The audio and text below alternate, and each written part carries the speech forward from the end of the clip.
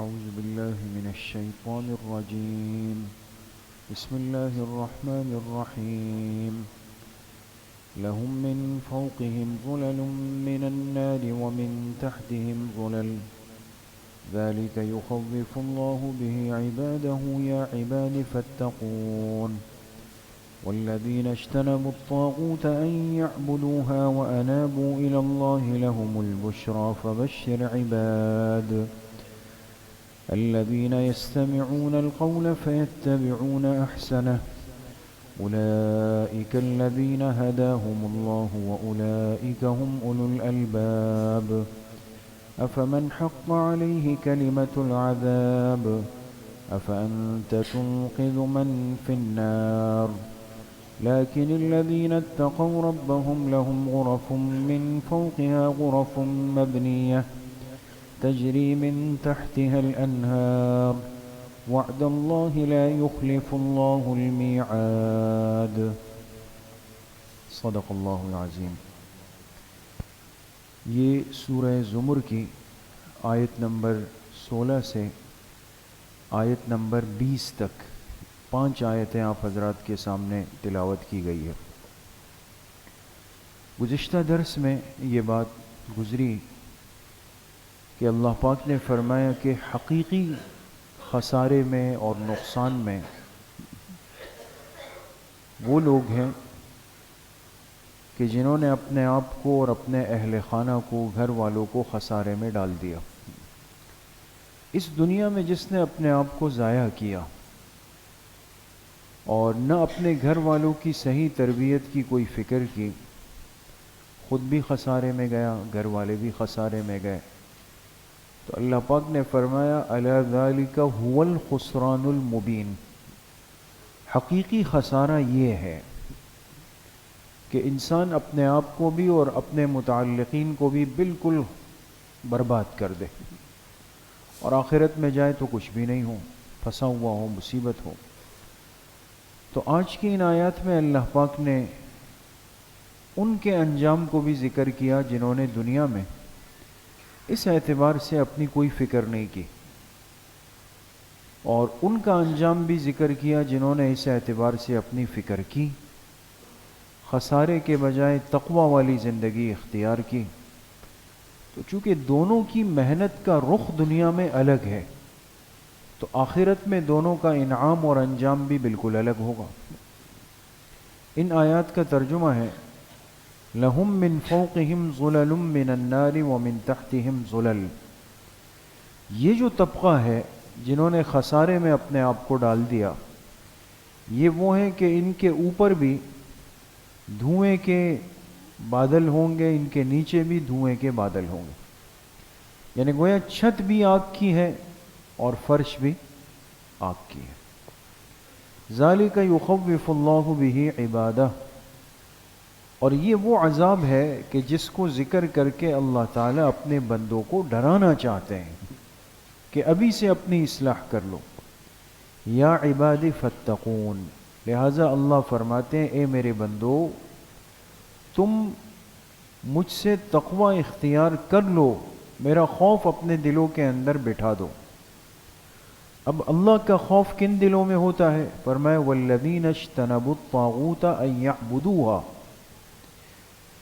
جنہوں نے اپنے آپ کو طاغوت سے اور طاغوت کی عبادت سے بچا کے رکھا. لیکن لفظ استعمال ہوا طاغوت. جنہوں نے اپنے آپ کو طاغوت کی عبادت سے بچا کے رکھا. طاغوت کیا ہے؟ ہر ایسی چیز جو اللہ تک پہنچنے سے رکاوٹ بن جائے وہ طاغوت ہے. جو بندے کو اللہ تک پہنچنے نہ دے، بیچ میں مانع بن جائے.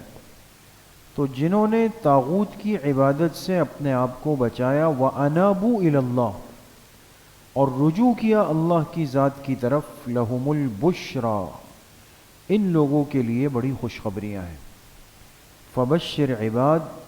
اور اے میرے حبیب صلی اللہ علیہ وسلم، آپ میرے ان بندوں کو خوشخبری سنا دیں. الَّذِينَ يَسْتَمِعُونَ الْقَوْلَ، جو میرے اس کلام پاک کو، قرآن کریم کو کان لگا کے سنتے ہیں. فَيَتَّبِعُونَ أَحْسَنَ، اور اس کلام کی اچھی اچھی باتوں کی اتباع بھی کرتے ہیں۔ اولئک الذین ھداھم اللہ، یہی وہ طبقہ ہے کہ جنہیں اللہ پاک نے ہدایت دی۔ واولئک ھم اولو الالباب، اور یہی وہ لوگ ہیں جو عقل والے۔ افمن حق علیہ کلمۃ العذاب، بھلا جس پر عذاب کا فیصلہ ثابت ہو جائے، جس کے لیے عذاب کا فیصلہ طے ہو جائے، افانت، اللہ پاک اپنے پیغمبر کو مخاطب کر رہے ہیں، افانت تنقذ من فی النار، تو کیا آپ اس کو بچانا چاہتے ہیں کہ جس کا جہنم میں جانا طے ہو چکا ہے؟ ہم نے طے کر دیا، اللہ پاک فرما رہے ہیں اس کے لیے عذاب کا فیصلہ ہو چکا ہے، لہٰذا آپ ان کو بچانے کے لیے پریشان نہ ہو کہ جن کے لیے جہنم کا فیصلہ ہو چکا ہے۔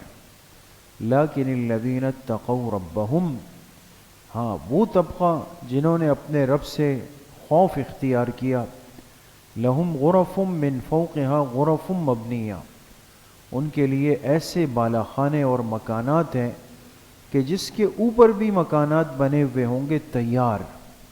آج کل ہم کہتے ہیں ڈبل اسٹوری مکان، کہتے ہیں نا ڈبل اسٹوری، ایک اچھی جگہ سمجھی جاتی ہے کہ جس میں نیچے کی رہائش بھی آپ کی ہو، اوپر کی جگہ بھی آپ کی ہو۔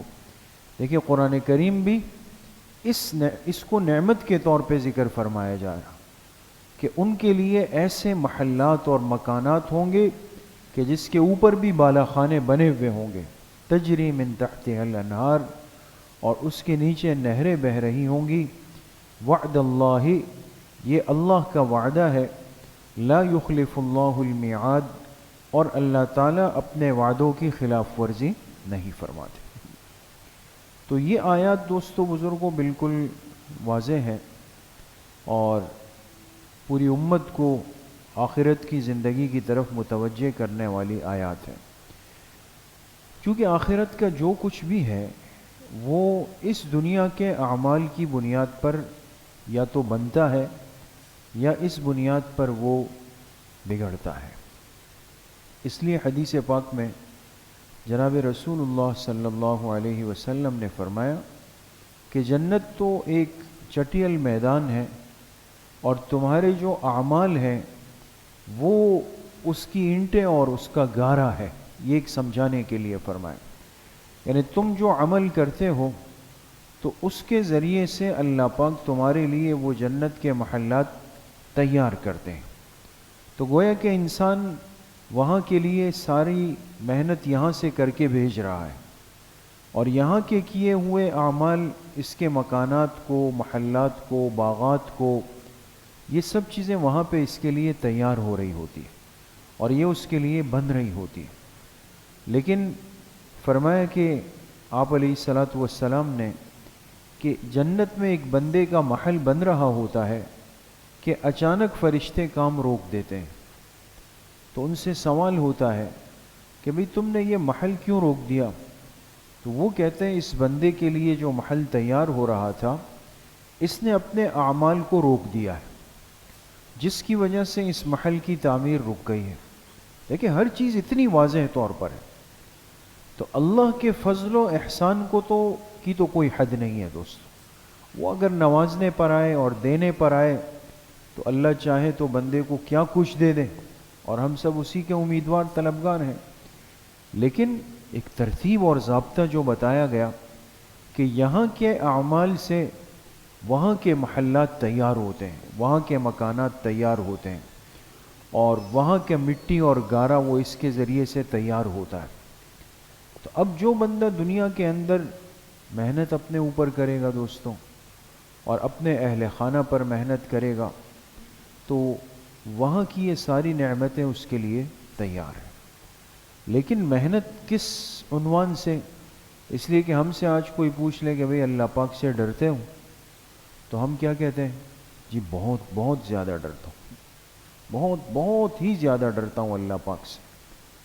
لیکن یہ ہر آدمی کہہ رہا ہے، چاہے وہ نماز پڑھ رہا ہے وہ بھی کہہ رہا ہے، اور جس نے سالوں سے نماز نہیں پڑھی اس سے بھی پوچھا جائے وہ کہتا ہے جی میں بھی اللہ سے بہت ڈرتا ہوں۔ بہت ڈرتا ہوں میں بھی اللہ پاک سے. یہ اللہ کا نظام ہے کہ زبان پہ تو سب کی یہی باتیں، لیکن حقیقت کیا ہے؟ تقوی کس بندے کے دل میں ہے؟ خوف کس بندے کے دل میں ہے؟ اللہ پاک نے فرمایا والذین اجتنبوا الطاغوت ان یعبدوها وانابوا الی اللہ، جو اپنے آپ کو طاغوت کی بندگی سے بچا لے اور اللہ کی طرف رجوع کر لے.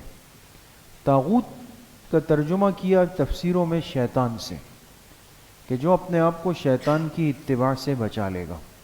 لیکن بعض مفسرین نے بڑی خوبصورت بات لکھی کہ طاغوت سے مراد ہر ایسی چیز ہے جو بندے کو اللہ تک پہنچنے کے لیے ایک رکاوٹ اور ایک آڑ بن جائے. وہ کوئی بھی چیز ہو، وہ کوئی بھی چیز ہو، وہ رکاوٹ بننے والی چیز ہی شیطان ہے، اور وہی رکاوٹ بننے والی چیز ہی طاغوت ہے دوستو. اب جیسے مثال کے طور پہ اذان سنی اور نماز میں 5 منٹ باقی ہے، لیکن اس موبائل کی مصیبت میں لگا ہوا ہے، موبائل میں لگا ہوا ہے کہ بس یہ چیز، بس یہ پوری کر کے یہ جا رہا ہوں، یہ پوری کر کے جا رہا ہوں. اور اسی پورا کرنے میں کیا ہوا کہ وہ جماعت نکل گئی. تو یہاں تو کوئی شیطان اس سے ملاقات کے لیے آیا نہیں، نہ اس کے لیے گھنٹی بجائی ہے، نہ اس کے پاس بیٹھا ہے، نہ اس کو کان میں کوئی بات ڈالی ہے. لیکن اس وقت طاغوت اس کے لیے کیا چیز بن گئی؟ یہ موبائل بن گئی. یہ بھی طاغوت کے اندر ہے، اور ہر چیز اس پر قیاس کر لی جائے، جو بھی چیز ہے. تو جو چیز مانع بن جائے اللہ تک پہنچنے کے لیے، چاہے وہ بشکل انسان ہو یا شکل غیر انسانی کے اندر ہو، سمجھ جائے کہ یہ میرے پاس ایک طاغوت ہے جس نے مجھے اس نیک عمل سے اور اللہ پاک تک پہنچنے سے اس نے مجھے روک دیا ہے. ایک بات تو، ایک تو طاغوت سے اجتناب، اور دوسرا وَأَنَابُوا إِلَى اللَّهِ ہے، اللہ کی ذات کی طرف ہر حال کے اندر انابت ہو. انابت یعنی رجوع کرنا اللہ کی طرف. اب خوشی ہے، غمی ہے، راحت ہے، پریشانی ہے، سفر ہے، حضر ہے، جو بھی حالت انسان پر آئے، دیکھنا یہ ہوتا ہے کہ یہ بندہ اپنے اعمال سے ظاہر کیا کر رہا ہے. بات سمجھ میں آ رہی؟ ہمارا عمل بتا رہا ہے کہ ہمارے وجود میں کتنی انابت ہے دوست، یہ عمل سے پتہ چلتا ہے. اب غم کے اندر تو ظاہر سی بات ہے کہ انسان کو بہرحال اللہ پاک یاد آ جاتے ہیں. وقت پیری گرگ ظالم میں شود پرہیزگار، اسی طرح ہے نا کہ بڑھاپے کے اندر تو ظالم بھیڑیے کو بھی وہ بھی پرہیزگار بن جاتا ہے. در جوانی توبہ کردن شیوئے پیغمبری، وقت پیری گرگ ظالم میں شود پرہیزگار. لیکن عین جوانی میں جب طاقتیں اپنے عروج پر ہیں، آپ کچھ کرنے پہ قادر ہیں، تو اگر اس جوانی کے اندر، اس طاقت کے زمانے کے اندر اگر ایک بندہ انابت کرتا ہے اللہ کی طرف، شیوئے پیغمبری، یہ حقیقت میں انبیاء والے طریق پر چل رہا ہے اور ان کی سنتوں پہ چل رہا ہے. لیکن بڑھاپے کے اندر جب نہ ہاتھ کام کر رہے ہیں، نہ پیر کام کر رہے ہیں، نہ آنکھیں کام کر رہی ہے، نہ دماغ صحیح کام کر رہا ہے، سارے اعضاء ڈسٹرب ہو چکے ہیں، تو اب میں کہوں کہ نہیں جی میں تو بد نظری نہیں کرتا ہوں، تو بد نظری کے لیے بھی تو ایک نظر کا زور چاہیے نا، تو اب کہاں سے ہوگا؟ تو اس لیے غمی کے اندر تو بہرحال ہر ایک آدمی ٹوپی پہن لے گا، مستورات دوپٹہ پہن لے گی، سفید چادریں بچھا کر ہم پارے پکڑ کے بیٹھ جائیں گے، اور کوئی حل ہی نہیں ہے، سب کو پتہ ہے کہ یہی ہے، تو وہ تو سب بیٹھ گئے.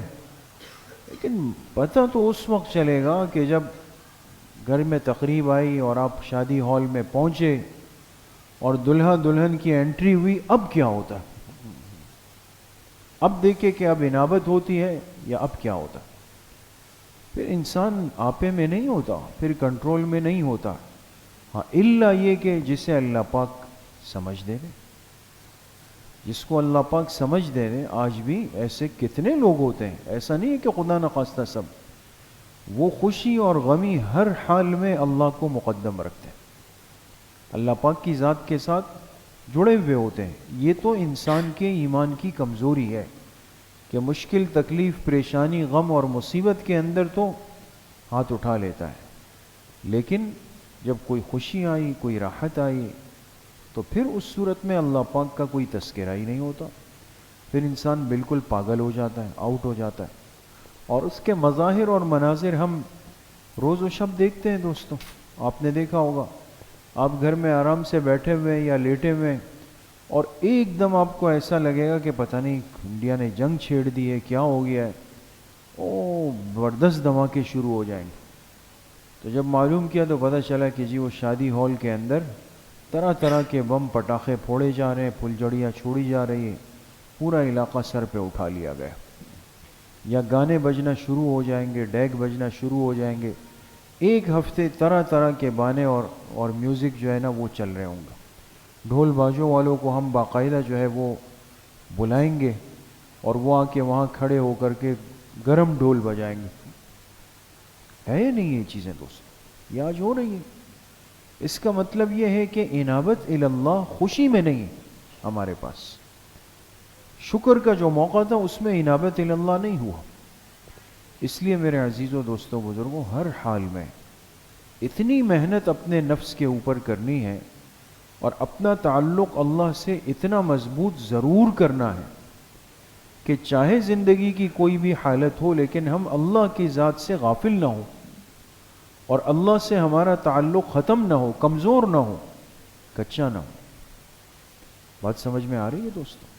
تو یہ بندہ وہ ہوتا ہے کہ واقعتاً جس کے دل میں اللہ پاک کا خوف ہوتا ہے، اور اس بندے کے لیے اللہ نے فرمائے فبشر، اپنے پیغمبر علیہ الصلاۃ والسلام کو حکم دیا، میرے ان بندوں کو جنہوں نے ہر حال میں میری طرف انابت کی ہے، ان کو خوشخبری سنا دو کہ ان کے لیے ہم نے جنت میں ایسے بالا خانے تیار کر رکھے ہوئے، اور جس کے نیچے نہریں بہہ رہی ہیں، اور سب سے بڑھ کر یہ کہ اللہ پاک ان سے راضی۔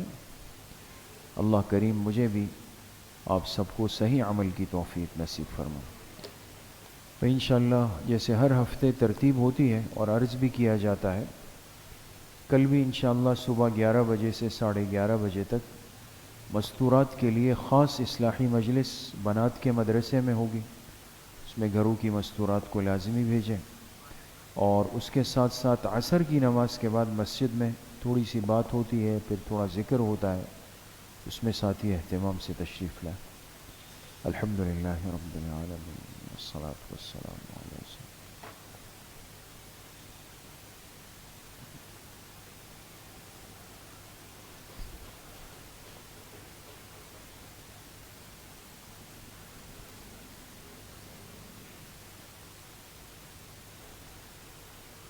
وصلی اللہ وسلم علی نبینا محمد وآلہ وصحبہ اجمعین برحمتک۔